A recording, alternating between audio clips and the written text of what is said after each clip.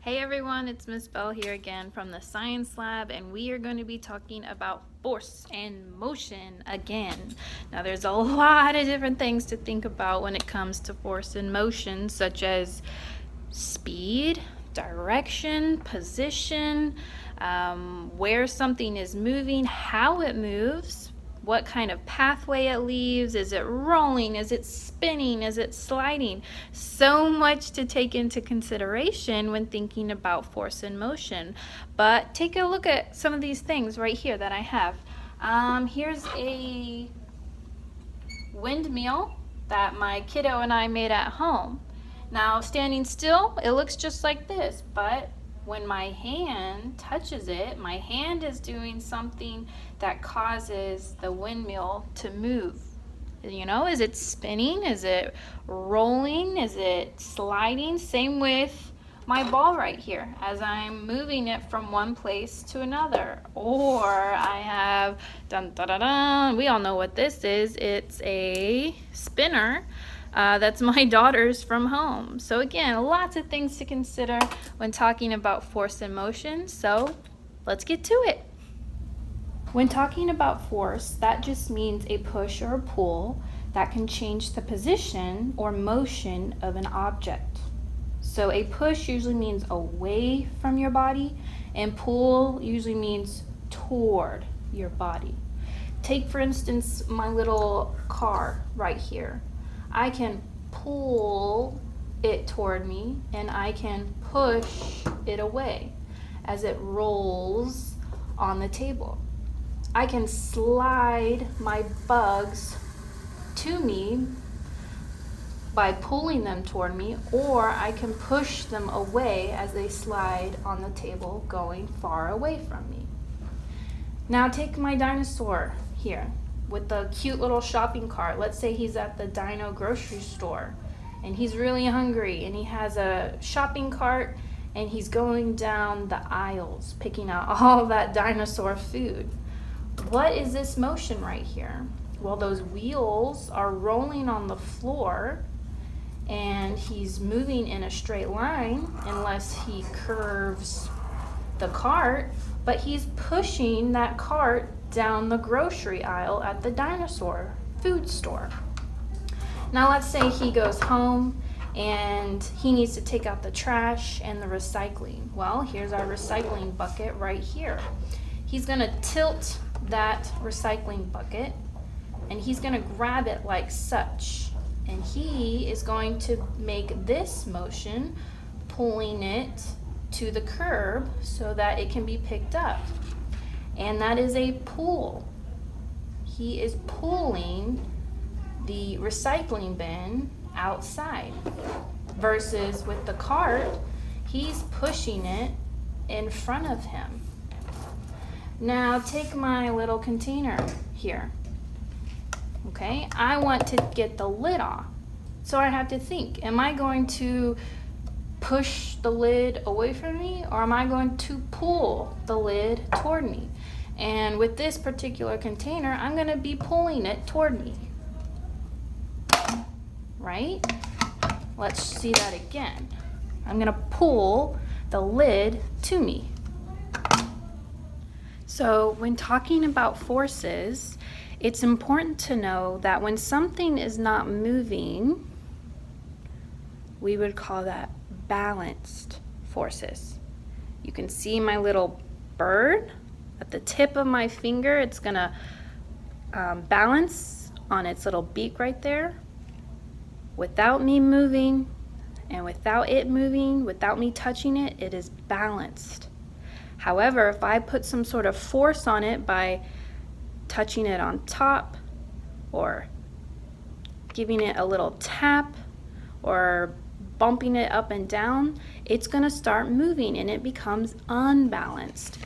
So when something is still, it's balanced, and then when some other outside force either pushes or pulls it or taps it or moves it, it's going to become unbalanced, and that's when we get to see the motion. So take, for instance, my little cute turkey right here, okay? I don't know if you've seen a dancing turkey, but this is a dancing turkey. Now look at my turkey. It's not moving. It's standing still. It's has no motion, no movement, no speed. It's very balanced. But then my hand kind of holding it is going to do something to make it dance. Now it's unbalanced because I'm putting a force on my turkey. But what is happening? Well, let me take my turkey away and show you with my hands what it looks like.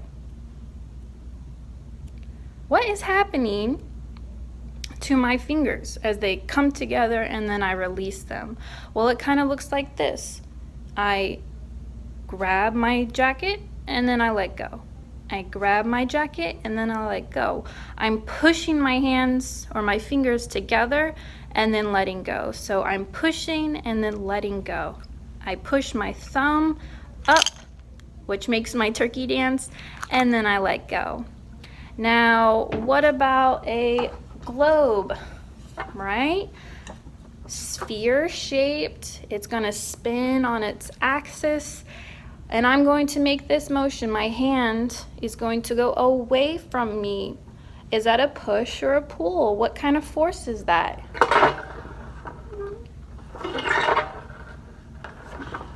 I'm making my globe spin because without moving my hand and putting that outside force on my globe, it's standing still. It's balanced. There's no motion, no speed. However, I can change that by just my hand. That's a pushing motion because I'm pushing the globe away from me to spin away from me. Now, what about my book right here? Yeah? What would you call this motion? I'm bringing the cover to me, right? I'm pulling that cover to me. And as I go page by page, I'm pulling the pages toward my body. My hand is making this motion, right? As we go from page to page reading about these spooky monsters. But what if I want to close my book? Now my hand is going away from my body. What kind of motion is that? Is that a push or a pull? Let me show you again. Let me open my book again. So I pulled my book open. I'm flipping through the pages, and now I want to close my book. I'm pushing that book and the cover away from me. So a pull toward me and a push away from me. Now, I have a handy dandy toilet paper roll or a paper towel roll, depending on the size, but this is a paper towel roll. And I want to get it all the way across the science room. Now, how can I do that? There's a bunch of different things I can do to get it from this starting position all the way over there.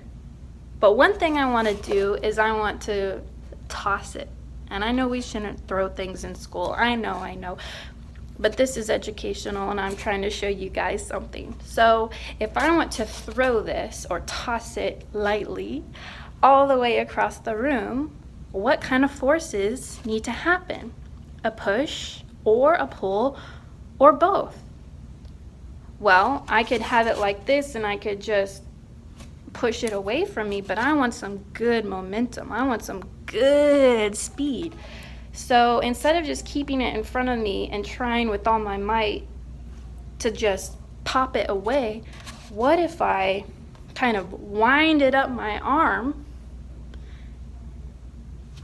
and then used that force to get it away from me? So what would this motion be? And then what would this motion be? Yeah? Think about it. I'm bringing it behind my body. I'm winding up, almost like a pitcher in a baseball game. And then I'm... Oh, that's slow roll. That's so fun to do. See it one more time. Back, and then change direction like that. Let's see. I want you to think. Back. So I am pulling it behind me, and then I'm changing motion, changing direction, and I'm pushing it away from my body. So pull, change direction, push. Science is so cool sometimes.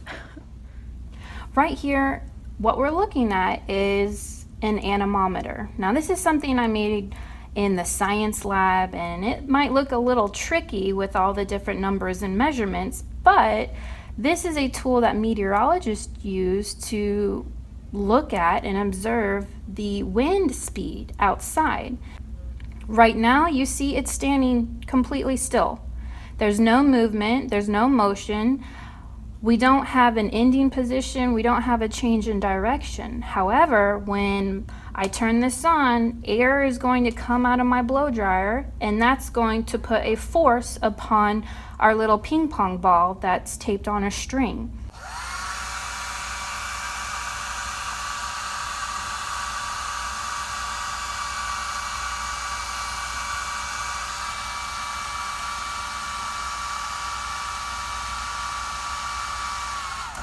Okay, it looked like it got maybe about right up here. So that would be about 15 to 18 miles an hour. But we saw how the ball moved in this type of motion, going away from the blow dryer.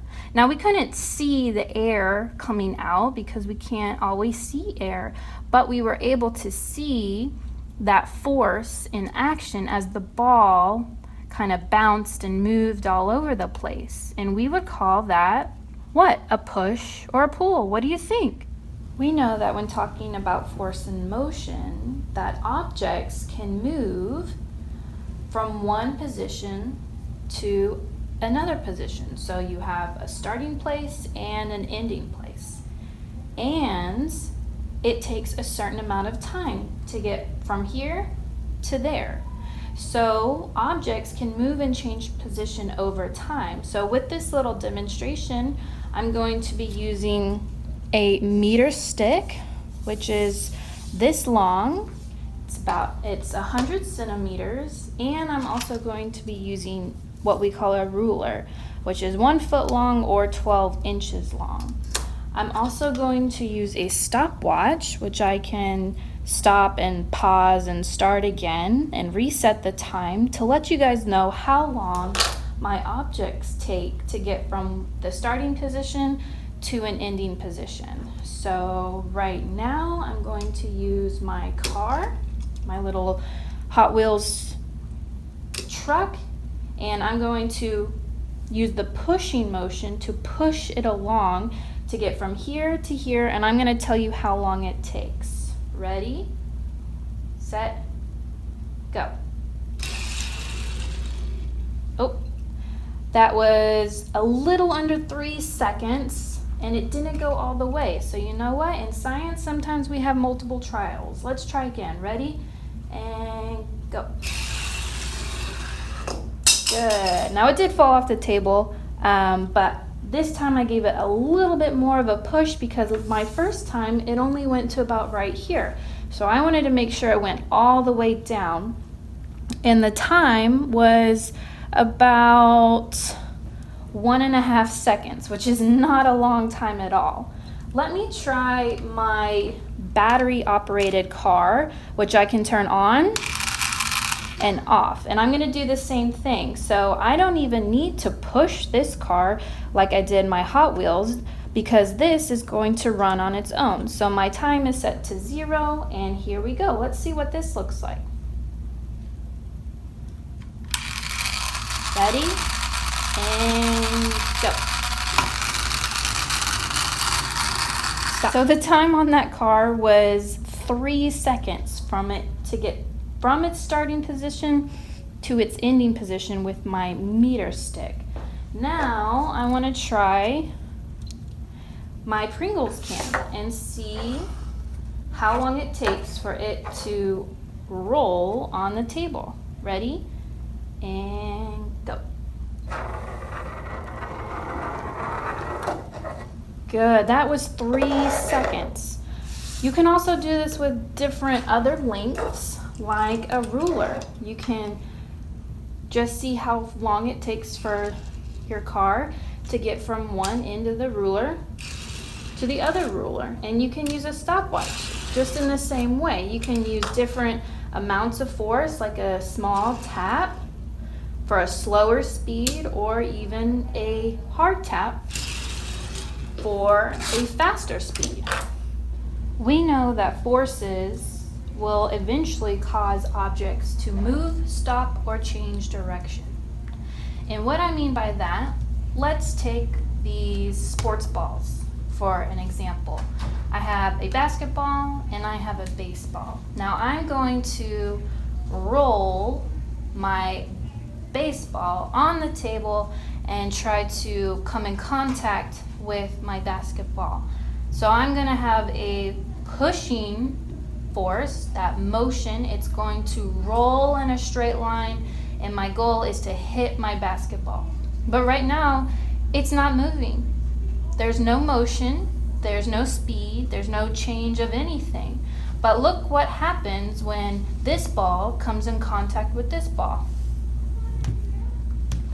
There is a change in movements, and there's a change in direction, because my basketball was standing still, it got hit by some sort of force, and that caused it to move. Okay, now what if the two sports balls come in contact with each other? Maybe they're both in motion coming toward each other, and eventually they hit. What's going to happen? Are they going to continue to go in that same motion, that same direction, or are they going to have a different sort of reaction? Are they going to kind of bounce off of each other and change their direction and go in opposite directions? Well, only one way to find out in science. Here we go.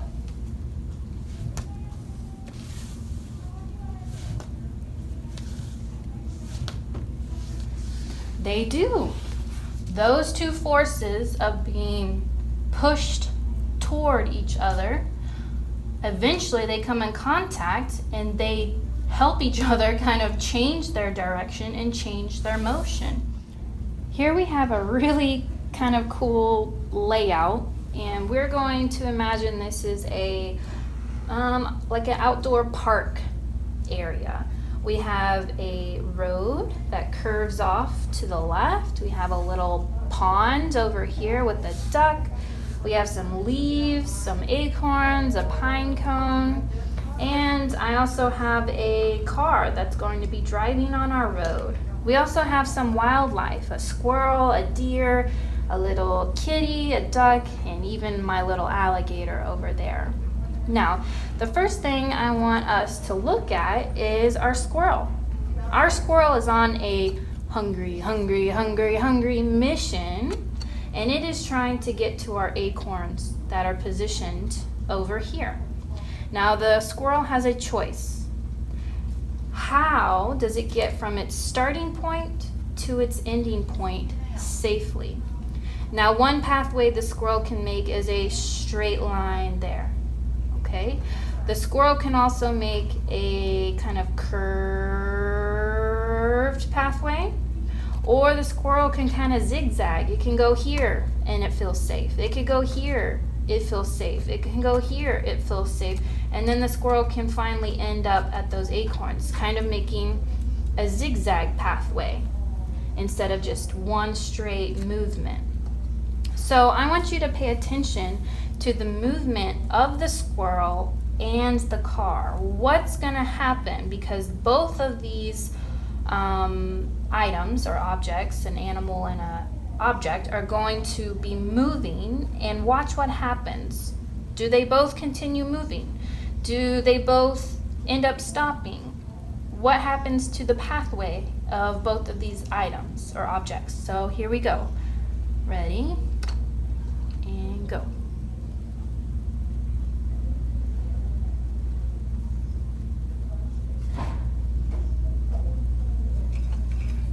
So, my squirrel started at its beginning point, went all the way up to the road and stopped. And that's because the car was driving. It didn't want to get hit. It didn't want to possibly get run over because that's super sad. So it stopped, it waited for the truck to pass, and then it continued its motion. So it moved, paused, and then moved again, kind of in a straight pathway. But my car never stopped and never slowed down. Hopefully it just didn't see that squirrel, and it continued on driving. Now I want you to see the same thing, but maybe my deer wants to come over here to my tree. Maybe it wants to eat some grass and these leaves that are all on the ground. So watch what happens with these two things. Here we go. My car and my deer are going to move. Watch what happens.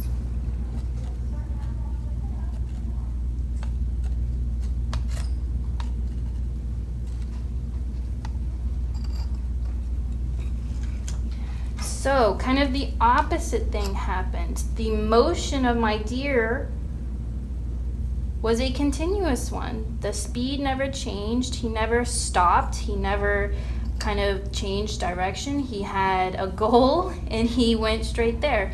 But my car was the one that ended up stopping this time because the car didn't want to run over the deer.